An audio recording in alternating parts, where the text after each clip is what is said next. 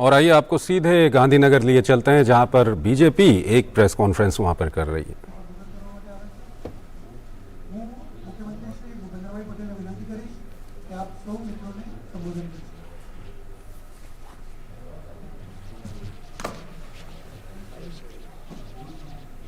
સૌને મારા નમસ્કાર। આજે ભારતીય જનતા પાર્ટી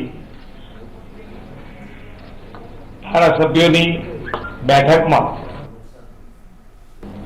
પક્ષના નેતાની નિયુક્તિ કરવાની બેઠકમાં આજે ફરીથી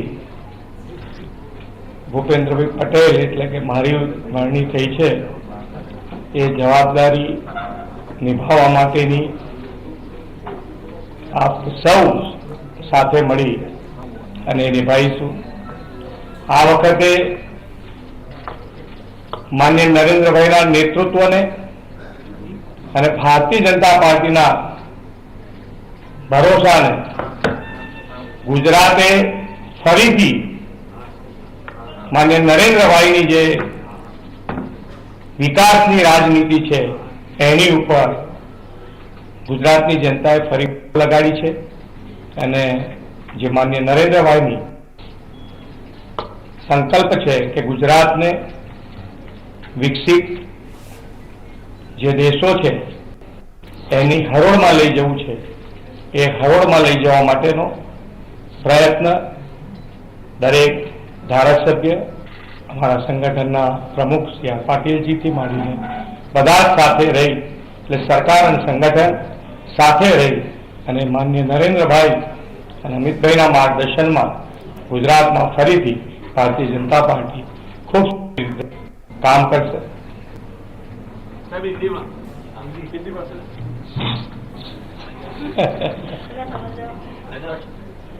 प्राथमिकता जाहिर કર્યા હતા સરકારી પ્રાથમિકતા કેવી રીતે રહેશે? સરકારી પ્રાથમિકતા 156 જેટલી બેઠકોનો મેન્ડેટ લોકોની અપેક્ષાઓ વધી ગઈ છે। અપેક્ષા હોય જ અને અપેક્ષા રાખવી પણ જોઈએ, પણ એક ગુજરાતની જનતાને એક પૂરેપૂરો ભરોસો છે કે માનનીય નરેન્દ્રના નેતૃત્વ ભારતીય जनता पार्टी કે અત્યાર સુધી જે વિશ્વાસ કામ કર્યું છે, લોકોને જે પણ મુશ્કેલી પડે એ બહાર કાઢવા માટે, મુશ્કેલીમાંથી બહાર કાઢવા માટેનો હર હંમેશ પ્રયત્ન કર્યો છે, એ જ રીતે ફરીથી પણ એ પ્રયત્ન કરીશું અને ભારતીય જનતા પાર્ટી પર મૂકેલો ભરોસો, નરેન્દ્રભાઈ પર મૂકેલો ભરોસો તૂટવાના દે એનું પૂરેપૂરું ધ્યાન રાખો। પત્રની અંદર 15 થી વધુ મુદ્દાઓ મૂકવામાં આવ્યા હતા। શાળાઓની વાત હતી, પશુપાલકોની વાત હતી, રોજગારની વાત હતી। કયો મુદ્દો છે કે જ્યારે સરકાર શપથ લેશે, સરકાર કાર્યરત થશે ત્યારે સૌથી પહેલી પ્રાથમિકતા આપવામાં આવશે? પ્રાથમિકતા જે સંકલ્પ પત્ર રજૂ કર્યું હોય તો એ પ્રાથમિકતા જ હોય અને પ્રાથમિકતા કરતા પણ ભારતીય જનતા પાર્ટીએ અત્યાર સુધી કોઈ પણ મુદ્દો છોડ્યો નથી અને કરવાનો હર હંમેશ પ્રયત્ન કર્યો છે અને આપ સૌને પણ ભરોસો પડ્યો છે કે 370ની કલમ હોય કે રામ મંદિર હોય, વર્ષો જૂના મુદ્દા પણ આજે પૂર્ણ કર્યા હોય તો આ તો પૂર્ણ 100% કરીશું। भूपेन्द्र जी, आपके घोषणा पत्र में और आपके नेताओं ने बोला था कि यूनिफॉर्म सिविल कोड लेकर आएंगे। अब आपकी सरकार बनी, विधायक दल का नेता चुना गया, शपथ ग्रहण के बाद क्या पहली कैबिनेट की बैठक में यूसीसी को लेकर आया जाएगा? नहीं, वो तो बना दिया गया ही, हमने कमेटी की रचना कर दी गई है और जो भी उसकी भलामण आएगी उसके द्वारा ऊपर काम करेंगे हम। सर, अब आगे क्या कार्यक्रम रहने वाला है? यहाँ से आप हाउस जाएंगे, दिल्ली जाएंगे, क्या होगा? यहाँ से हमको गवर्नर हाउस जाना है, वहाँ जो हमको जिम्मेदारी जो मिली है उसका पत्र देंगे और टाइम राज्यपाल का लेंगे शपथ ग्रहण के लिए और हम साथ में जाएंगे, हम और पार्टी के अध्यक्ष श्री आर पाटिल जी। कितने बजे जाने वाले हैं सर? सर, क्या आप दिल्ली भी जाने वाले हैं, प्रधानमंत्री या फिर हम होम मिनिस्टर अमित शाह से मिले?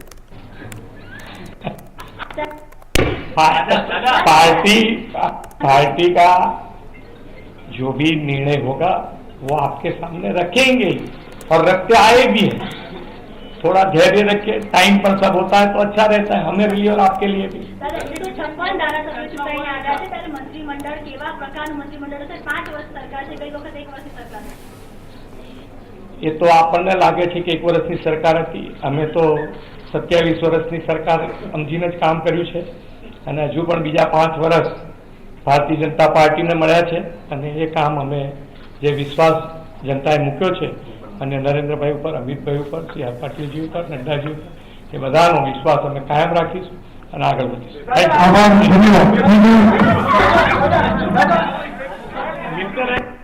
Thank you.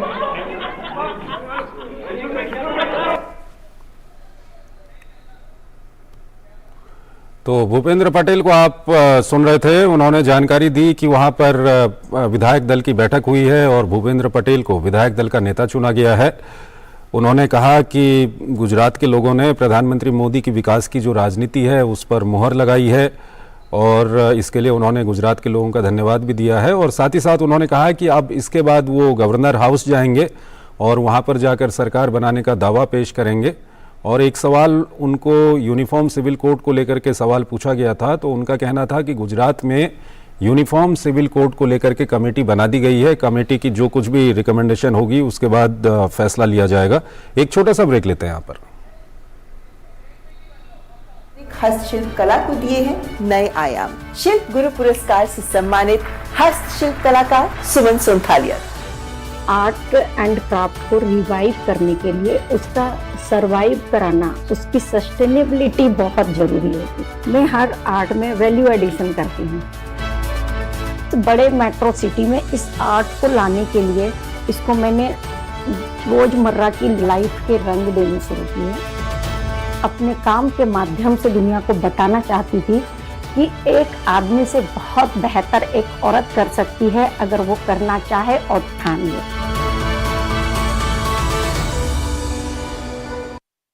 न्यूज में आपका स्वागत है। मैं हूं चंद्रशेखर जोशी और आइए अब खबरों को विस्तार से देखते हैं। गुजरात में भारतीय जनता पार्टी के नवनिर्वाचित विधायकों ने भूपेंद्र पटेल को विधायक दल का नेता चुन लिया है। राजधानी गांधीनगर में पार्टी के राज्य मुख्यालय कमलम में हुई बैठक में केंद्रीय मंत्री राजनाथ सिंह, बीएस येदियुरप्पा और अर्जुन मुंडा समेत पार्टी के कई वरिष्ठ नेता बैठक में शामिल हुए। भूपेंद्र पटेल 12 दिसंबर को मुख्यमंत्री पद की शपथ लेंगे।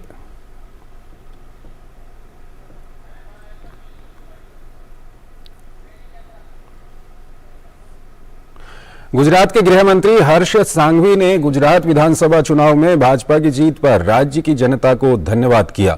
उन्होंने कहा कि विपक्ष ने गुजरात और यहां के लोगों को चुनाव जीतने के लिए बदनाम करने में कोई कसर नहीं छोड़ी थी, लेकिन जनता ने इसका चुन चुन कर जवाब दिया है। ये सत्ता का चुनाव नहीं बल्कि संबंध, विश्वास का चुनाव था और इस चुनाव में फिर एक बार भाजपा की जीत हुई है। 27 साल के ये संबंध और जिस प्रकार से विपक्ष ने गुजरात को, गुजरात के लोगों को चुनाव जीतने के लिए बदनाम करने में कोई कसर नहीं छोड़ी थी, ठीक उसी प्रकार से गुजरात की जनता ने चुन चुन के जवाब दिए हैं। ये चुनाव सत्ता का चुनाव नहीं था, ये चुनाव संबंध और विश्वास का चुनाव था और संबंध और विश्वास के चुनाव में फिर से एक बार भारतीय जनता पार्टी का गुजरात में विजय हुआ है। हिमाचल प्रदेश में कांग्रेस के नवनिर्वाचित 40 विधायकों ने एक प्रस्ताव पारित किया है और राज्य का अगला मुख्यमंत्री चुनने के लिए कांग्रेस हाईकमान को अधिकृत किया है। अखिल भारतीय कांग्रेस कमेटी के राज्य प्रभारी राजीव शुक्ला ने कहा है कि विधायक दल की कल शिमला में बैठक हुई, जिसमें अगले मुख्यमंत्री की नियुक्ति पर विचार विमर्श हुआ। उन्होंने कहा कि कांग्रेस के सभी विधायकों ने सर्वसम्मति से प्रस्ताव पारित किया कि मुख्यमंत्री चुनने का फैसला हाईकमान पर छोड़ दिया जाएगा। इस बारे में एक रिपोर्ट आज पार्टी हाईकमान को सौंपी जाएगी। कांग्रेस के सभी विधायकों ने इस बैठक में हिस्सा लिया। छत्तीसगढ़ के मुख्यमंत्री और कांग्रेस के राज्य चुनाव पर्यवेक्षक भूपेश बघेल, हरियाणा के पूर्व मुख्यमंत्री भूपेंद्र सिंह हुड्डा, पार्टी की प्रदेश अध्यक्ष और सांसद प्रतिभा सिंह राज्य के कांग्रेस मुख्यालय राजीव भवन में हुई बैठक में शामिल हुए। राष्ट्रपति द्रौपदी मुर्मू ने आज अंतर्राष्ट्रीय मानवाधिकार दिवस पर राजधानी दिल्ली के विज्ञान भवन में आयोजित कार्यक्रम में मुख्य अतिथि के तौर पर भाग लिया। कार्यक्रम को संबोधित करते हुए उन्होंने कहा कि राष्ट्रीय मानवाधिकार आयोग ने मानवाधिकार की रक्षा हेतु हमेशा बेहतरीन कार्य किए हैं। The fact remains that human rights are a work in progress around the world. At home, however, we can take solace in the fact that the National Human Rights Commission has been making the best possible efforts to spread awareness about them. Now, in its 30th year, the NHRC has done a commendable job of protecting as well as promoting human rights. इसके अलावा उन्होंने पर्यावरण पर भी चिंता जताई, कहा कि हमें अपने आप को जीवित रखने के लिए प्रकृति की रक्षा करनी होगी। Over the past few years, the world has suffered from a high number of natural disasters caused by unusual weather patterns. Climate change is knocking on the doors. People in the poorer nations are going to pay a heavier price for the degradation of our environment. We must relearn to treat nature with dignity. This is not only a moral duty. Let us remember it is necessary for us, for our own survival too. प्रधानमंत्री नरेंद्र मोदी ने मानवाधिकार दिवस पर राष्ट्रीय मानवाधिकार आयोग के साथ एक संदेश साझा किया। प्रधानमंत्री ने अपने संदेश में इस साल की मानवाधिकार दिवस की थीम को बेहद सार्थक और उपयुक्त बताया। प्रधानमंत्री ने कहा कि वो भारतीय दर्शन और संस्कृति हमेशा जीवन के हर रूप का सम्मान करने के प्रबल समर्थक रहे हैं। उन्होंने कहा कि सरकार एक समावेशी और न्यायसंगत समाज के निर्माण की दिशा में निरंतर काम कर रही है। पीएम मोदी ने कहा कि सरकार महिलाओं, दिव्यांगजनों, ट्रांसजेंडर व्यक्तियों, समाज के हाशिए पर पड़े वर्गों या अन्य कमजोर समूहों के लिए निष्पक्षता, न्याय और सशक्तिकरण सुनिश्चित करने के लिए सक्रिय और संवेदनशील रही है। पीएम ने G20 को भारत के अधिकारों और सभी के लिए सम्मान के मूल्यों को प्रदर्शित करने का मौका बताया।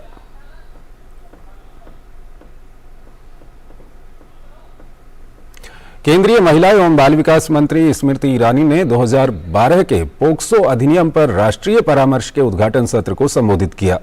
अपने संबोधन में केंद्रीय मंत्री स्मृति ईरानी ने कहा कि प्रधानमंत्री के निर्देश से और निर्भया फंड से सरकार ने 1000 फास्ट ट्रैक कोर्ट स्थापित किए हैं, जिनमें से 300 से अधिक कोर्ट पोक्सो के प्रति समर्पित हैं। Under the directions of the Honorable Prime Minister of India, with the support of the Nirbhaya Fund, the Government of India has actualized over 1,000 fast-track courts in the country, of which over 300 courts are particularly dedicated to the cause of children and the POCSO Act. We can ensure we partner with the justice system in our country to expedite solutions for our children. भारतीय सैन्य अकादमी देहरादून में आज passing out parade आयोजित की गई। 30 विदेशी cadet समेत कुल 344 कैडेट्स को सेना में अधिकारी के रूप में कमीशन दिया गया। 1932 में स्थापना के बाद से भारत सैन्य अकादमी से 84,145 भारतीय और 35 मित्र देशों के 2,813 विदेशी कैडेट्स को प्रशिक्षण देकर सेना में अधिकारी के रूप में शामिल किया गया है।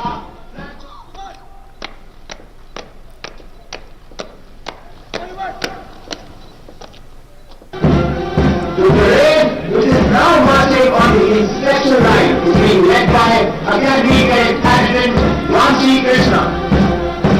Ladies and gentlemen, right in front of you across the parade ground, two gentlemen cadets are marching in from the central entrance of the Chetwood building. They are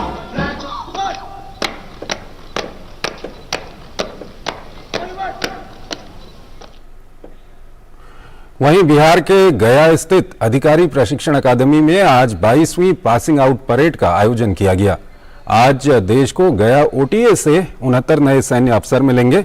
इसके साथ ही टेक्निकल एंट्री स्कीम कोर्स के 61 gentleman cadets आज अधिकारी बनेंगे। इसके अलावा 49वें special commission officer course के 8 gentleman cadets को भी अधिकारी का पद मिलेगा। पंजाब से एक बड़ी घटना सामने आई है। एक बार फिर पंजाब में रॉकेट लॉन्चर से पुलिस थाने पर हमला कर दिया गया है। तरन तारण जिले के थाना सरहाली पर यह हमला किया गया है। शुक्रवार देर रात हुए इस हमले में बिल्डिंग के शीशे टूट गए हैं। घटना में अभी तक किसी के हताहत होने की सूचना नहीं है। पुलिस की फॉरेंसिक टीमें मौके पर तैनात हैं जो धमाके की जांच कर रही हैं।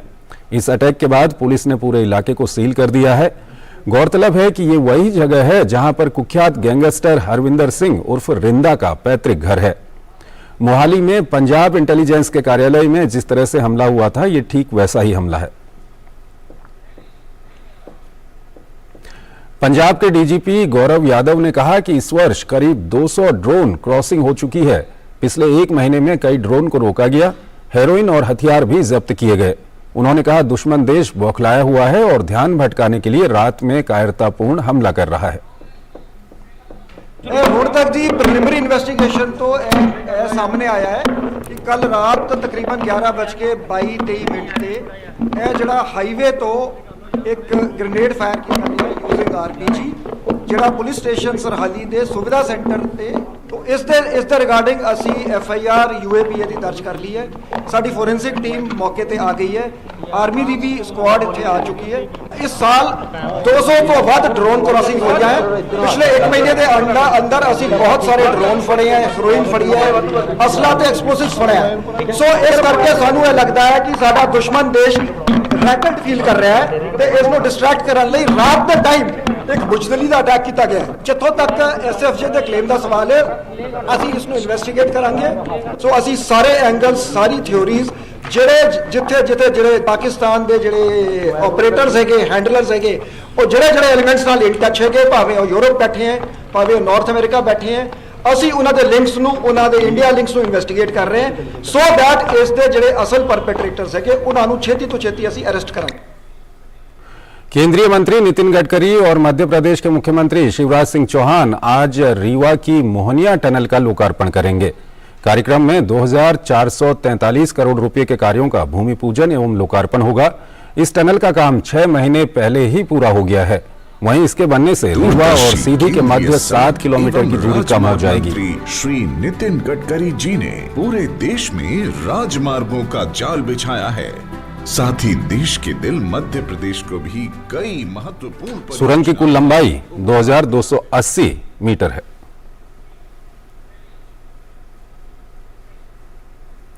केंद्रीय रेल मंत्री अश्विनी वैष्णव ने आज वाराणसी कैंट रेलवे स्टेशन का दौरा किया। इस दौरान उन्होंने बताया कि किस तरह देश के प्रधानमंत्री हम लोगों को प्रेरित कर रहे हैं ताकि आने वाले 50 साल का सोचकर योजनाएं बनाई जाए और वाराणसी को वर्ल्ड क्लास स्टेशन बनाया जाएगा।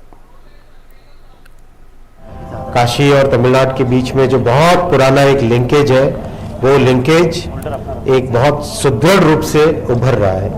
दूसरा, अपने वाराणसी कैंट स्टेशन को वर्ल्ड क्लास स्टेशन की कैटेगरी में सेलेक्ट किया हुआ है। इसका डिज़ाइन बन रहा है, तो इस डिज़ाइन में किस तरह से भविष्य में काशी में बहुत बड़ी मात्रा में टूरिस्ट आने लगे, ऑलरेडी 6-7 गुना बढ़ चुका है और भी कई गुने बढ़ने वाला है। उन सबको देखते हुए माननीय प्रधानमंत्री श्री नरेंद्र मोदी जी ने कहा है कि 50 साल आगे की सोच के प्लानिंग करो। तो उसी परिप्रेक्ष्य में वाराणसी कैंट स्टेशन का कंप्लीट इंस्पेक्शन करके किस तरह से भविष्य में ज़्यादा से ज़्यादा यात्री बहुत सुविधाजनक तरीके से यहाँ पे आ सके, वो व्यवस्था देखने के लिए आए। अमेरिका ने यूक्रेन के लिए नई सैन्य सहायता देने की घोषणा की। अमेरिकी रक्षा विभाग ने शुक्रवार को यूक्रेन के लिए $40 करोड़ का सैन्य सहायता पैकेज देने का ऐलान किया है। इसके अलावा अमेरिका जर्मनी में एक सुरक्षा सहायता मुख्यालय भी स्थापित करने वाला है, जिसका उपयोग यूक्रेन के लिए सभी हथियारों के स्थानांतरण और सैन्य प्रशिक्षण की देखरेख करने में किया जाएगा। अमेरिका से मिलने वाले सुरक्षा सहायता पैकेज से यूक्रेन को रूसी हमलों से खुद को बचाने में मदद मिलेगी। इसके अलावा यूक्रेन को अपनी वायु रक्षा को मजबूत करने की नई क्षमता भी मिलेगी। यूक्रेन के डोनियास्क क्षेत्र में शुक्रवार को रूस की ओर से भारी गोलाबारी हुई, जिसकी चपेट में आने से एक घर नष्ट हो गया और एक व्यक्ति की मौत हो गई। इसके अलावा हमले में विश्वविद्यालय की इमारतें भी क्षतिग्रस्त हो गईं। गोलाबारी के बाद शहर में किसी के हताहत होने की कोई आधिकारिक सूचना नहीं है। गौरतलब है कि डोनियास्क क्षेत्र 2014 के बाद से रूसी समर्थित अलगाववादियों के कब्जे में रहा है, जिन पर यूक्रेन के नागरिक बुनियादी ढांचों पर गोलीबारी करने का आरोप है। वहीं सितंबर 2022 में मॉस्को ने डोनियास्क समेत 3 अन्य क्षेत्रों में जनमत संग्रह करने के बाद इसे रूस का हिस्सा घोषित किया था, जिसे कीव और पश्चिमी सरकारों ने अवैध करार देकर इसकी निंदा की थी।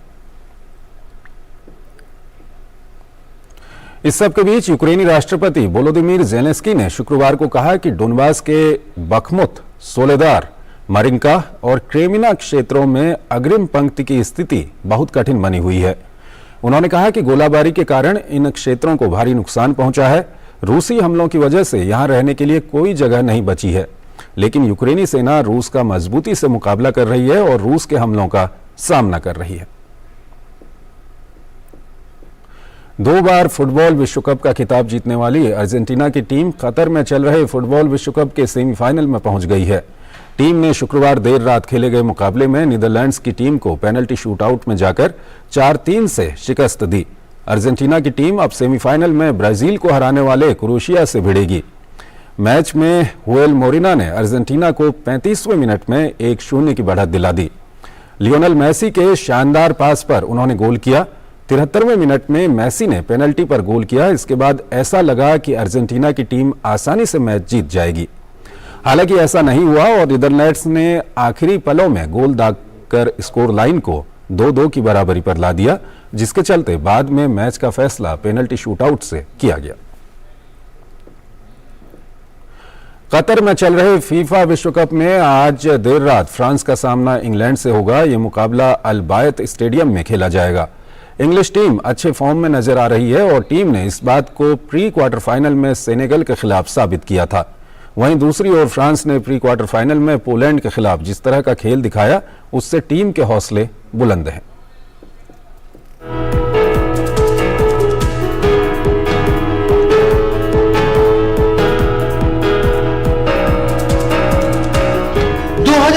की विश्व चैंपियन फ्रांस के सामने अब है इंग्लैंड की चुनौती। मुकाबला भले ही क्वार्टर फाइनल का है, लेकिन ये किसी फाइनल से कम भी नहीं है। फ्रांस और इंग्लैंड दोनों ने ही अपने अपने ग्रुप में टॉप किया। प्री क्वार्टर फाइनल में जहां इंग्लैंड ने सेनेगल को 3-0 से हराया, तो वहीं फ्रांस ने पोलैंड को 3-1 से शिकस्त दी। यानी दोनों ही टीमें जबरदस्त फॉर्म में दिख रही हैं। फ्रांस और इंग्लैंड दोनों ही अपने स्ट्राइकरों और मिडफील्डर्स पर बहुत ज्यादा निर्भर रहती हैं। फ्रांस को किलियन एम्बापे और ओलिविये जिरू से एक बार फिर से उम्दा प्रदर्शन की उम्मीद वाली है। वैसे इंग्लैंड ने इस विश्व कप में अब तक 12 गोल दागे हैं और टीम हैरी केन की अगुवाई में लगातार निखर रही है। वहीं रहीम स्टर्लिंग के वापस आने से टीम की मजबूती में बढ़ोतरी हुई है। उधर फ्रांस की बात करें तो टीम को इस विश्व कप में भारी बदलाव के चलते सिर्फ ट्यूनीशिया के हाथों हार का दंश झेलना पड़ा था। वैसे टीम के लिए अहम कड़ी एम्बापे साबित हो सकते हैं, जो अपनी गति से विपक्षी टीमों के डिफेंडरों को चकमा देते आए हैं। लेकिन अब सामने इंग्लिश टीम है, जिसके स्टार खिलाड़ी लगातार अपनी चमक बिखेर रहे हैं। इन दोनों टीमों के बीच आंकड़ों को देखें तो यहाँ इंग्लैंड का पलड़ा भारी दिखता है। इंग्लैंड और फ्रांस के बीच अब तक 31 मैच हुए हैं, जिसमें इंग्लिश टीम ने 17 में जीत दर्ज की है। वहीं फ्रांस केवल 9 मैच जीत पाया है, जबकि 5 मुकाबले ड्रॉ रहे हैं। वहीं विश्व कप में इन दोनों के बीच अब तक 2 बार भिड़ंत हुई है, जिसमें दोनों बार बाजी इंग्लैंड के हाथ लगी है। तस्वीर साफ है, इंग्लैंड अगर अपनी ताकत पर बना रहता है तो फ्रांस के लिए बड़ी दिक्कत पैदा कर सकता है। वहीं फ्रांस को अगर इंग्लिश टीम से आगे निकलना है तो टीम को एक यूनिट के तौर पर आगे बढ़ना होगा। Sports desk, DD news. Football विश्व कप 2022 के तीसरे क्वार्टर फाइनल में पुर्तगाल और मोरक्को आमने सामने होंगे। ये मैच शनिवार को अल थुमामा स्टेडियम में खेला जाएगा। मोरक्को की टीम पहली बार फुटबॉल विश्व कप के क्वार्टर फाइनल में पहुंची है। वहीं पुर्तगाल की टीम 2006 के बाद कभी विश्व कप के सेमीफाइनल में नहीं पहुंच पाई है। कतर फुटबॉल विश्व कप में शनिवार को होने वाले तीसरे क्वार्टर फाइनल में मोरक्को और पुर्तगाल आमने सामने होंगे। ये मैच अल थुमामा स्टेडियम में खेला जाएगा। ये पहला मौका है जब मोरक्को फुटबॉल विश्व कप के क्वार्टर फाइनल में पहुंची है।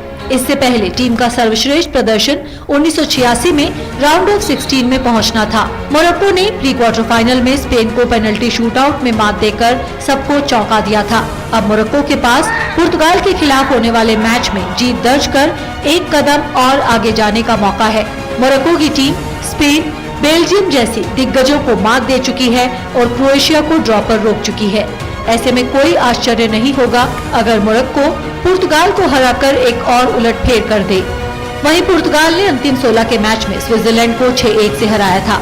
उस मैच में टीम के कोच ने क्रिस्टियानो रोनाल्डो को शुरू में बेंच पर बिठा दिया था और रोनाल्डो के प्रशंसकों ने कोच के खिलाफ जमकर नारेबाजी की थी। हालांकि रोनाल्डो के विकल्प के रूप में उतरे रामोस ने हैट्रिक लगाई थी। अब मैनेजर एक बार फिर यही संकेत दे रहे हैं कि वे इस मैच में भी शुरुआत में रोनाल्डो को बेंच कर सकते हैं। पुर्तगाल फुटबॉल संघ ने उन अफवाहों को खारिज कर दिया है कि बेंच करने के बाद रोनाल्डो ने राष्ट्रीय टीम छोड़ने की बात कही है। रोनाल्डो पुर्तगाल के लिए सबसे ज्यादा मैच खेलने वाले खिलाड़ी और ऑल टाइम टॉप स्कोरर हैं। पुर्तगाल की टीम 2006 के बाद पहली बार विश्व कप के सेमीफाइनल में जगह बनाने की कोशिश में जुटी है। दोनों टीमों के बीच हुए मुकाबलों की बात करें तो विश्व कप में दोनों टीम 2 बार आमने सामने हुई हैं। पिछली बार दोनों टीम 2018 के विश्व कप में ग्रुप मैच में भिड़ी थी। उस मैच में पुर्तगाल ने रोनाल्डो के चौथे मिनट में किए गए गोल की मदद से जीत दर्ज की थी। पुर्तगाल की टीम राउंड ऑफ 16 तक पहुंची थी। वहीं मोरक्को 2 हार और 1 ड्रॉ के साथ ग्रुप स्टेज से बाहर हो गई थी। वहीं 1986 में भी दोनों टीम ग्रुप स्टेज में आमने सामने हुई थी। तब मोरक्को ने पुर्तगाल को 3-1 से हराया था। अब देखना होगा कि 2022 में मोरक्को की टीम अपने चौंकाने वाले प्रदर्शन को आगे बढ़ाते हुए सेमीफाइनल में जगह बनाती है या फिर पुर्तगाल की टीम 2006 के बाद पहली बार अंतिम 4 में पहुंचने में कामयाब रहती है। Sports desk, DD news. तो इस बुलेटिन में फिलहाल इतना ही। आप बने रहिए डीडी न्यूज के साथ। नमस्कार।